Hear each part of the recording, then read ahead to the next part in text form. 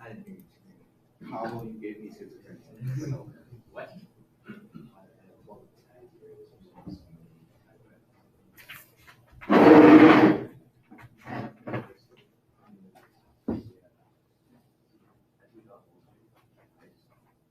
There's no sickness, no illness, but like on the downside,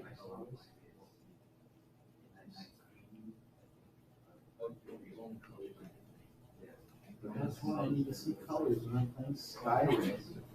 When I'm playing the original 5 Skyrim, I'm just straight up pro. I know some colors, so I know. Okay, everybody, let's put your phones face down on the table, eyes up on the screen. Open your sketchbooks. So much art history, never enough time to cover it all. So let's go run through the art museum. We are still in chapter 28, and we are going to begin part 3, in which we discuss Pierre Auguste Renoir.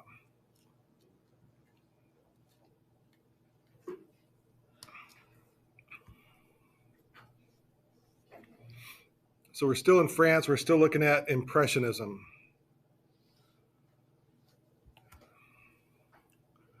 So this is our next artwork by Renoir. Basically, it's a frog pond. It's a popular bathing spot and bar right here. Renoir and Monet were not yet financially successful when they painted this. They painted images of middle-class leisure that they hoped to sell to wealthy patrons. They worked closely alongside one another, and they simultaneously developed several of the theories, techniques, and practices that would give rise to Impressionism. I know I fixed this. Let me fix this. Control. Animations. Up here.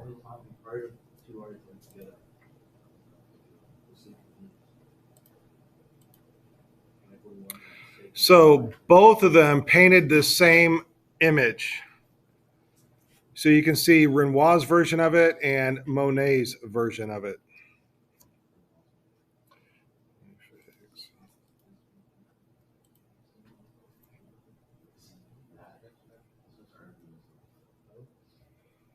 Monet's gives a broader perspective and focuses more on the vivid effects of light on the water and the surrounding trees, while Renoir's version gives us a closer view of the fashionable figures of the popular resort.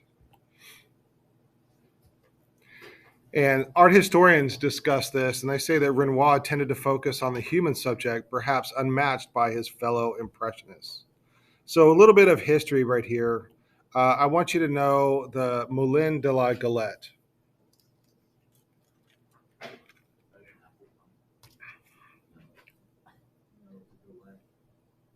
Yeah, the galette is like it's a pastry. It looks like an apple pie. Yes. Is it apple filling surrounded by a crispy crust?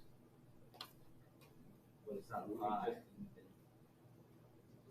My brother in Christ, that literally just looks like an apple pie. Yes, that's what it looks like. But it's not. It's different than a pie. All right. So I want you to know what a moulin is. Moulin is the French word for a mill. And so you can see the mill there on the left. And it's this mill at the top of a hill. And this mill started, and they would make flour. So one of the advertisements for its flour was to make these galettes. And they would sell them, and it would be sold with a glass of milk. It was popular with the locals. And after a while, the owners started selling wine instead of milk with the galette. Then the restaurant, or this mill, became a very popular restaurant. Lots of people would come and eat here. And they built in a dance floor so that people could dance while music is being played. They charged a fee to get in, they charged a fee to dance, and some people would go regularly, and everybody here knew everybody else. It was a very bustling and fun time to go and eat here. Also, have I discussed plein air with you guys yet? Okay, so most artists who work in plein air work small. Have I discussed why that is? All right. Now, this painting right here was painted in plein air. So it's a very large painting done in plein air. And this was done over a series of, I think, a couple of months. See, Renoir set out to depict the afternoon in the summer. For 3 months in the summer of 1876, he visited Moulin de la Galette between 3 and 6 p.m. And this painting is kind of the size of a history painting, but it's not a history painting, it's a genre painting. So this gives you a sense of the size, and this will be our next artwork. I want you to know this one.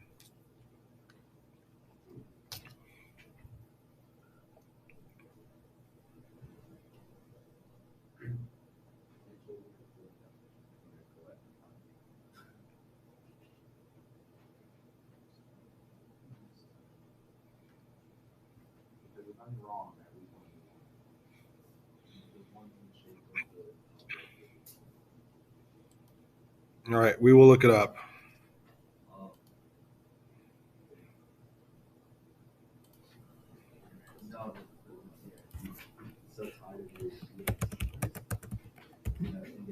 It is art history, or like history behind it. It's not art, it's a bakery object. All right, the word galette comes from the Norman word gale, meaning a flat cake.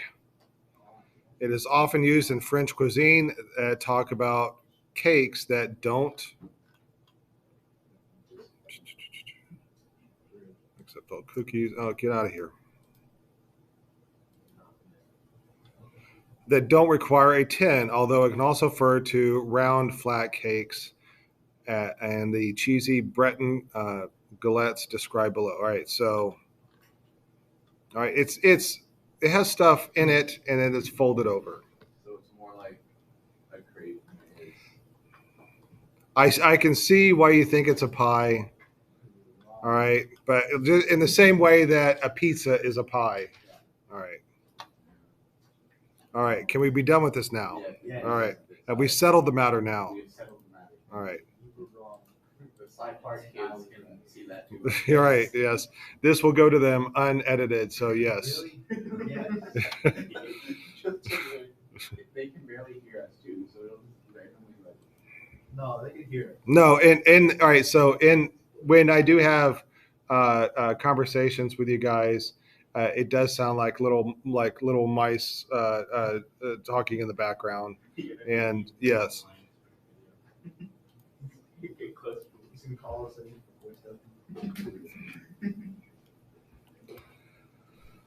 All right. So one of the big parts about Impressionism is images of fleeting moments. Like it records an event or records a time that is fleeting. That it's not like somebody is standing there for a long time. And here's a good example for that. We have people talking, people dancing, people moving around and having conversations. But within seconds, all of this will look different. It won't be the same. So this is a fleeting moment. Also, one of the great things about this painting is notice the sunlight filtering through the trees. So there's trees all around, and the people are all in the shade of the trees, and you can see the sunlight filtering through. That's kind of a neat thing in this painting. And I talked to you guys about how photography makes an impression, or it influences art. And this is one of those ways. Just like a photograph, it catches a moment in time. You think about history painting and how everything in there is so posed and is telling a grand narrative. And you have angels flying around, and all of that is so staged and so unrealistic of daily life. And even when we had genre paintings in the past, it's all been so staged. And here we have it's much more natural the way people are standing because artists are now able to look at photographs, candid photographs of people and see how they are standing when they're not being posed. So that is making its influence in here. Like just like candid photographs, this is not perfectly composed. And that I really do think he looked at photographs. There's other evidence in here as well. This painting is imperfectly composed like a candid photograph. Uh, Impressionism is a lot about scenes of leisure. Think about Monet's woman standing on that hill. All right. And so it's a scene of leisure. She's just hanging out because it doesn't look like she's going to work or going to the shops or anything. That they're just hanging out enjoying the weather. And this image right here shows the upper class and the working class mingling together. You remember how in the realism era of art that it was very much about the oppression of the lower class. Well, now we see classes mingling together. And how can we tell there's different classes in here? Yes, it is the way they're dressed. Yes. So some of the guys are wearing straw hats. That's middle class. There's a couple of top hats in there. That's upper class. So there's interaction among the groups. And also the way that this is composed, that it like the viewer's eye is mingling or this moving all around the composition. There's no clear emphasis or focal point. There are some parts that are stronger than others, but it's not clear as to what it's supposed to be. All right, and then the models that are in here are people that Renoir knew. And one of the fun things about when I was doing research for this, I learned that at this time, it's not virtuous for women to pose for paintings. Even like women clothed like this, these are not nude women. So posing for an artist is if you are virtuous and if you're like chaste, then you don't do things like pose for an artist. All right. So that was one of the kind of interesting things in here. So Renoir had to sweet talk the mothers of these girls to get them to pose for this picture. He brought gifts to the moms to get their permission. All right, so this is an outdoor dance hall. In the lower left, we see two children having a conversation, possibly telling a joke with each other. Then in the lower center, we have our three main characters, all right, in conversation. And then we have three other men at the table to the right. And on the table, we have this little still life. And behind them is a guy trying to chat up a girl, all right? He's trying to maybe get her phone number, although there weren't any phones at this time, right? Something of that nature. You can see she's looking away from him. Either she's trying to ignore him, he's being a creep, or she's playing coy. That's one of the games, like of people like, dating would do is she would pretend, to be uppity. And then, she's playing hard to get maybe. All right, there's a close-up of them, and you can see the sunlight filtering in on them. Then we have a pair of dancers on the dance floor. A group of people back here in conversation. And then this is an asymmetrical painting. Like the big emphasis, or not the big emphasis, but the kind of the main subject of this is in the lower right-hand corner. It's not in the center. So how do you balance that? There's a big empty space there on the left. Well, you fill in that big empty space by this pair of dancers right there. All right, here's one thing I want to show you guys. Does that guy's arm look blurry to you? All right, that's a motion blur. And they found out that like when you take a candid photographs and people move when the photograph is being taken, we get motion blurs. All right, it doesn't really happen nowadays because our cameras have gotten so good that they can record something moving and catch it still. But in these days, the cameras were slower and they would catch these motion blurs. So this is another way that photography shows up in painting. And I just finished making the Unit 3 exam, and I'm going to be asking you, what are the things that, or how does photography influence art? And this is one of those things. Now, when you're looking at something moving, you don't see a blur. Your eye does not register a blur, but a camera does. So before photography, there is no way that an artist would be able to even imagine a motion blur.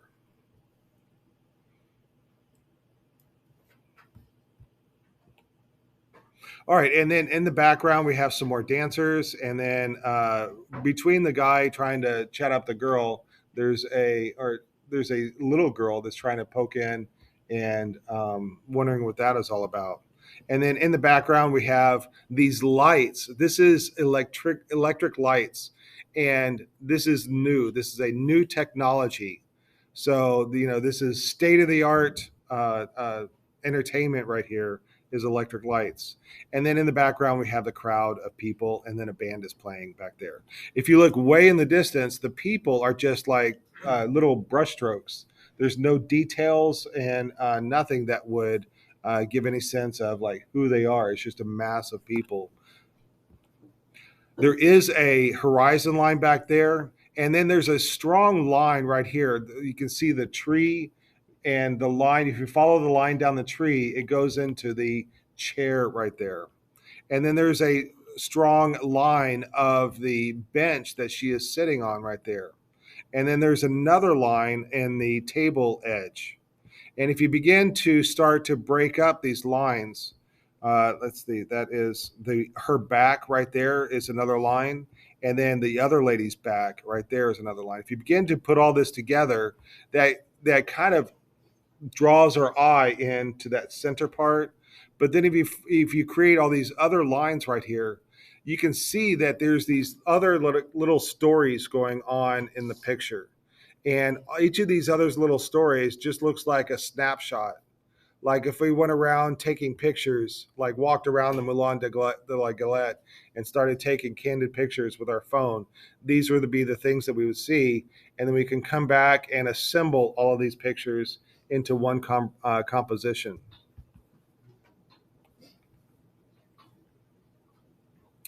And if we compare this with an academic painting, academic paintings must have a focal point. So in the painting on the right, the focal point is the girl's chest. That's the brightest part. It's the most central part, and then everything kind of revolves around that one. Whereas Renoir's doesn't really have that focal point, and so he's breaking a rule with this by not having that focal point. And then also compare the brushstrokes with traditional classical artwork. You are not allowed to see brushstrokes. It's supposed to look realistic. You're supposed to be amazed at how an artist uses brushes and paint and makes it look so realistic.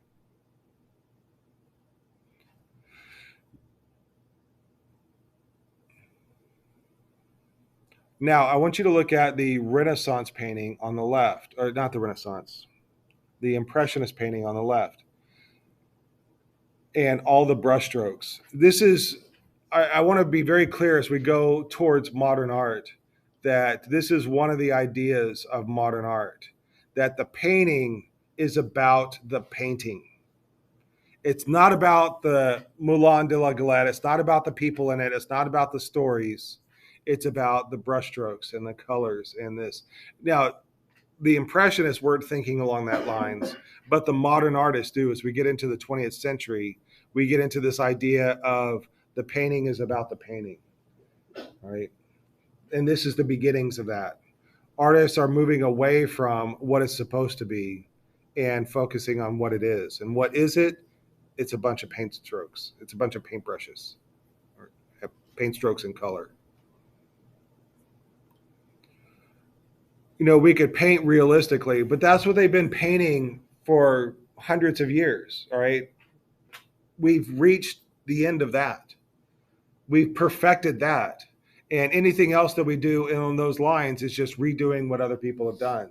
So what's the point? Let's do something new. Let's do something different. And one of those ways is thinking about this as it's a painting. Look at the loose brushwork and then look at her face. Look at the edge between her skin and her shoulder. And look how blurry that is. So it's difficult to find a clear edge on her face. And that is typical of Impressionism. We begin to blur things. All right. We're going to go to Paris, which is where most of this is. And we are going to go to this little island. All right. So there's this big river that goes through Paris. And inside in this river, there's little islands. And on this little island, there are some shops and a restaurant. And we're going to go and look at this little, you see that canopy on that awning and the upstairs? All right, that is a little restaurant. And the only way that you can get to it is by a boat. You can't walk over there. You can't drive over there. You can't ride a horse over there because it's on an island. So you got to get there by a boat. And so this is a common place that people will stop at when they're out and they're doing their leisure activity of rowing boats on the river. And it looks like it's a lazy river, not a raging river. So they're out there and rowing boats and stuff. And so they'll stop for a lunch. And so this is the interior of what this painting is. So look at this painting, and then they've kept it the same, all right, because it's a famous painting. This gives you a sense of the size of the artwork, and then here's our artwork. So it's in the suburbs of Paris. It's a restaurant that you can only get to by boat. A boating party has stopped for lunch. And in this painting, the brushwork is a little bit more clear than the Moulin de la Galette. And again, we have a still life in the middle of the painting, but also this is a genre painting. So, it's combining different categories of paintings. So we have a still life, it's a genre painting. In the background is a landscape. And all these people have been identified. It doesn't really matter much to us. There's nothing really like super interesting going on. However, so these are all friends of the artist. And it's a group of friends that are socializing. They're eating and drinking and smoking and enjoying the day. This is a leisure activity. This is modern utopia. All right, and so we have this interesting thing going on with glancing and counter glancing. So look at this guy. He's looking down at the girl, but she's not looking back at him. She's looking at this guy. But he's not looking at her. He's looking at this other lady over here with the dog. In the background, we have two guys that are flirting with a woman. We have an art critic instructing his secretary on some things that need to get done. We have a woman with a distant look, ignoring her companion. I see that as a common theme. Like the past two paintings by Renoir that we looked at, we've seen a guy talking to a girl and she's ignoring him. We have a young woman dreamily looking at a man that's talking to her.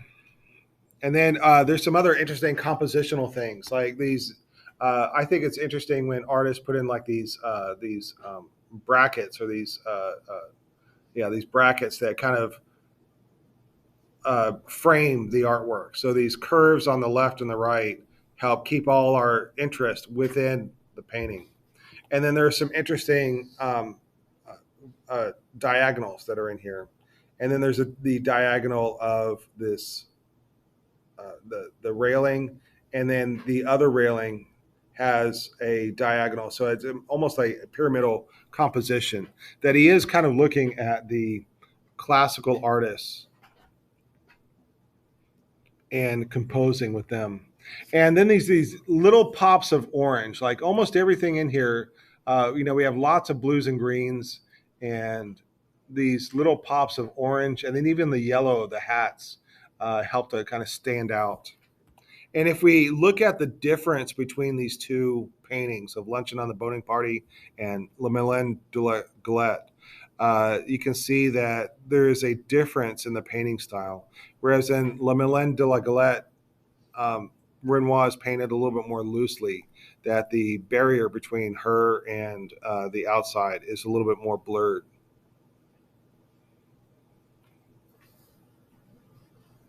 Let me look at my notes here, see what's going on.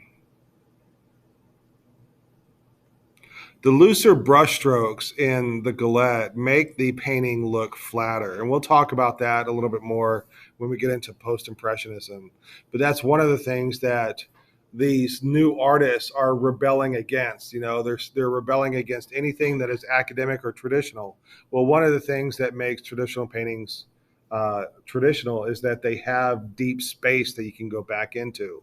And these artists are beginning to flatten the space, that you can't really go back into space because the brushstrokes of things way in the distance are the same as the brushstrokes that are things up close. Whereas in a traditional painting, everything that is up close is like crystal clear, and things that are in the background are lighter and just as and a little bit looser, so that it helps make things look like they're in the distance.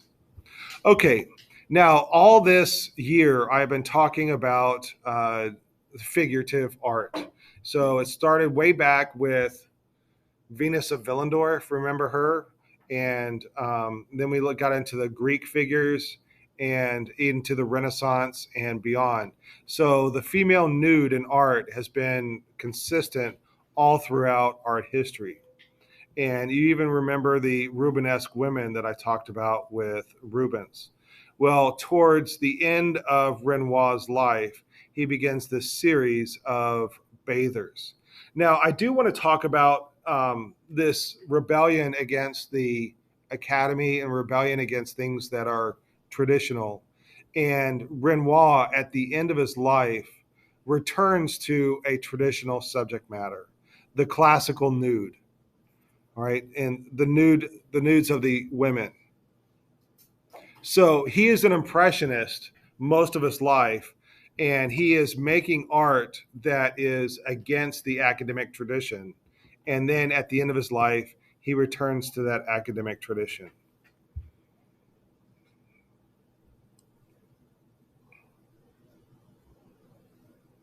And this has the question, as I was researching this, does subject matter matter? If the subject matter matters, then what you are painting is important. But if the painting is about painting, for example, if it is about brushstrokes and the subject matter doesn't matter, then it doesn't matter what you paint. So the point of bringing this up is that he was rebelling against the academic tradition. Then he comes back to the academic tradition. But if the painting is just about brushstrokes, then it doesn't matter what he's painting. He could paint a scene of mythology, but if it's done in impressionist style brushstrokes, then it doesn't matter.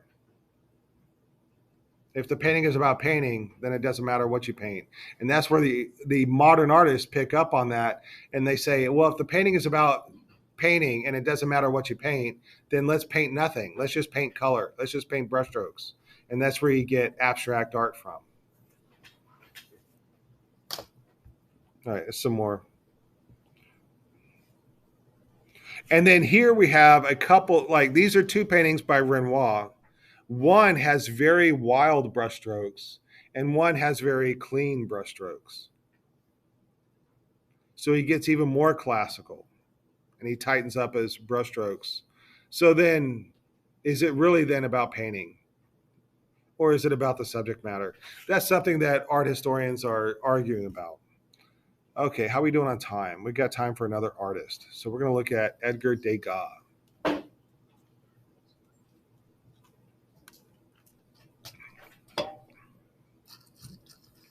He also is from France. We are still looking at Impressionism. All this stuff is based around Paris. He's categorized as an Impressionist, but he doesn't fit easily into the Impressionism category. Do you remember Chardin didn't really fit easily into the Rococo category? He hung out with Impressionists, but he didn't really fit in. His art is more realistic than the Impressionists. He's less concerned with light. He has no interest in light and atmosphere like Monet.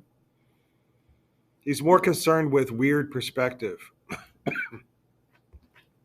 And this is how he differs from other Impressionists. He doesn't paint outdoors like the others, and he's famous for his indoor scenes. He came from a wealthy banking family, so he is from the bourgeois class. He doesn't have to paint. He's taken care of financially. And in 1886, he stopped painting mostly, and then he starts drawing.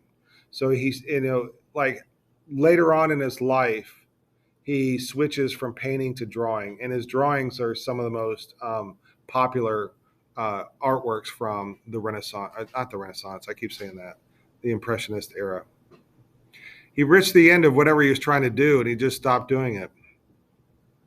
He loved the nightlife of Paris. He loved the opera. He loved ballet. And in his writings, he had a very negative view of women. He was a misogynist. He wrote some really bad things about them. And he also obsessed on ballerinas and opera singers. And so he was very aware of the practice and hard work that goes into performances. So you look here, there are 3 artworks done by Degas. So this gives you a sense of the size and the scale of his artworks. So let's take a look at this one right here. This is very typical of his ballerinas. So are these ballerinas on stage? No. All right, this is not a performance. This is the practice of the ballerinas. So he had access to watch them practice, and then I don't know if he took photographs or if he made sketches and then worked in a studio or worked on site. But he had a fascination with ballerinas, possibly attracted to the extreme poses of interior environment, poses in interior environments. He would often attend ballet performances, and he had access to watch backstage and in practice.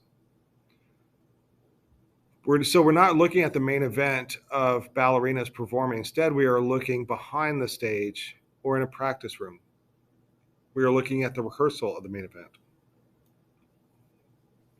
And what he liked about the rehearsal is that it showed 2 sides of the dancer.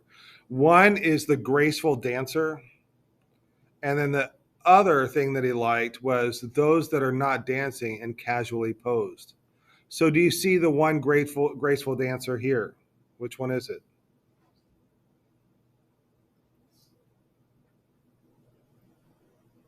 It's the one on the left. All right, she has her toes pointed. She's doing the bow. All right, that's graceful.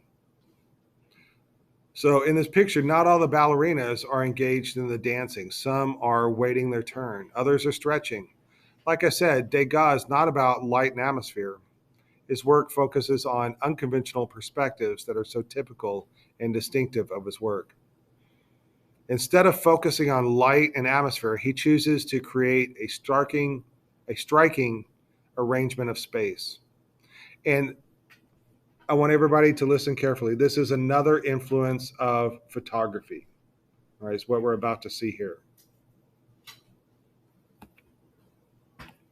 So here we have a photograph. Does this look staged and posed? Absolutely, right? This is typical of early photography, that it was a kind of a rare thing to have a camera available. So, it would be a big deal to have your picture taken. Then as cameras become more popular, as more people have cameras, it becomes less formal. So to get your picture taken by a camera, it would be a very unusual thing, very formal thing. Also, you think about a formal photograph, you have that done every year for the yearbook. You have these professionals that come in with professional cameras, professional lights, a professional backdrop. They put you in those stupid poses that make you tilt your head in awkward ways. Do you ever really hold your head like that, ever? All right. And then when you look at the picture, like, it's not natural. It's not normal. All right. That's formal photography. All right. And I want you to know that, see the difference between candid photography.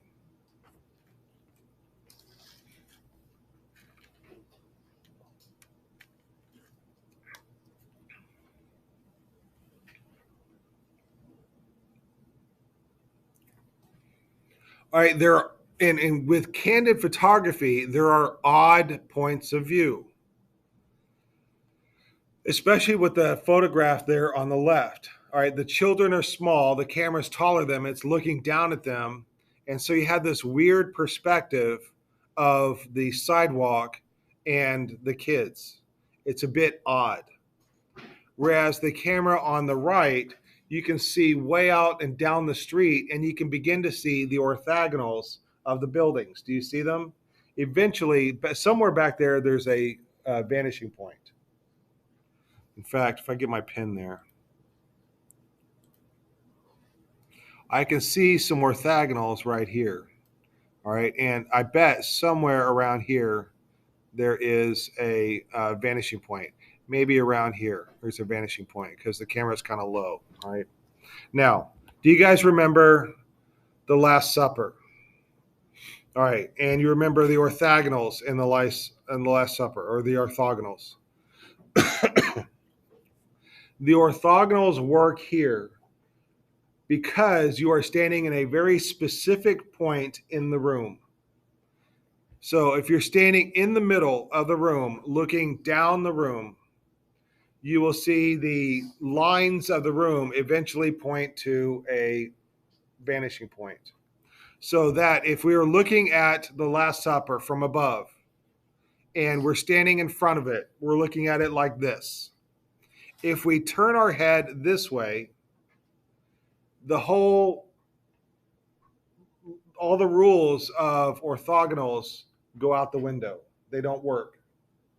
We have to be standing in a very special spot, looking in a special way for orthogonals to work.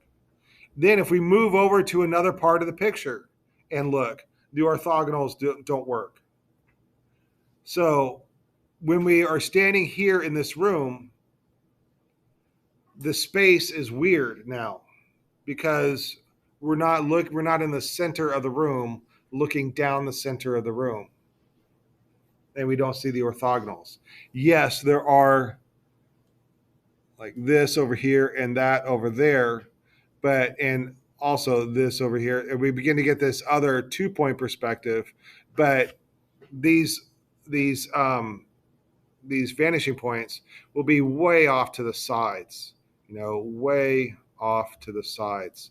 And it doesn't really work. So we have this odd space.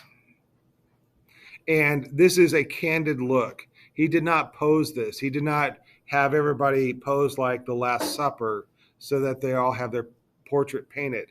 I could very easily see that this was a photograph that he worked from.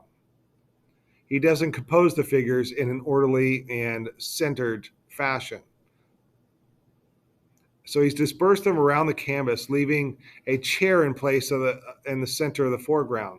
Somebody focused on formal composition would have moved that chair out of the scene.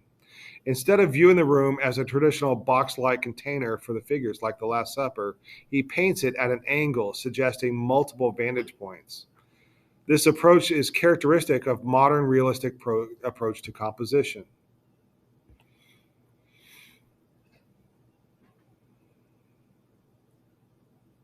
And look at these two compositions. We're hovering above. We're looking down at our subjects. And the figures are awkwardly cropped and cut off. The main action is not in the center of the painting. The rest of the scene is left quite sketchy and unfinished. And it's a fleeting moment for the entertainment for the bourgeois. All right, and then also quickly, as we're running out of time, this is also an influence from Japanese prints. And I really want to stress again, photography in Japanese was a huge influence on art. And here's one of the ways that it is an influence, that we're looking down. It's off axis. The perspective system is unclear.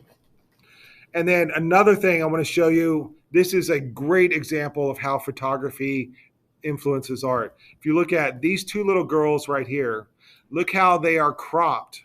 The girl that is helping her get on her dress, you can only see half of her face. Like there's her face right there. You can only see half of it. It is cropped. That is something, before photography, there wouldn't have been croppings like this.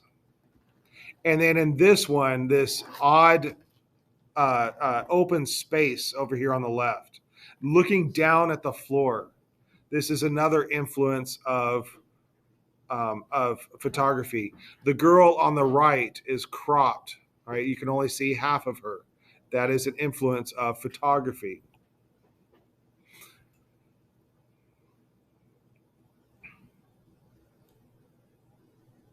All right, one last thing I'm going to talk about is if you notice over here, there is a man over here. And if you look over here, there is a man over here. These are patrons of the ballerinas. So these ballerinas come from very poor families. And so they don't have money to go to ballet school. So they'll find an older man that pays for their ballet school. And it's kind of like a seedy and unpleasant kind of arrangement, that he'll pay for her schooling if, I guess, she responds in kind. Where did my, oh, there it is. All right, and we're going to stop there. It's just I don't want to rush the rest of it. So when I ask you on Tuesday, where do we leave off? And you're going to say the ballerina paintings. We're off on Monday, right?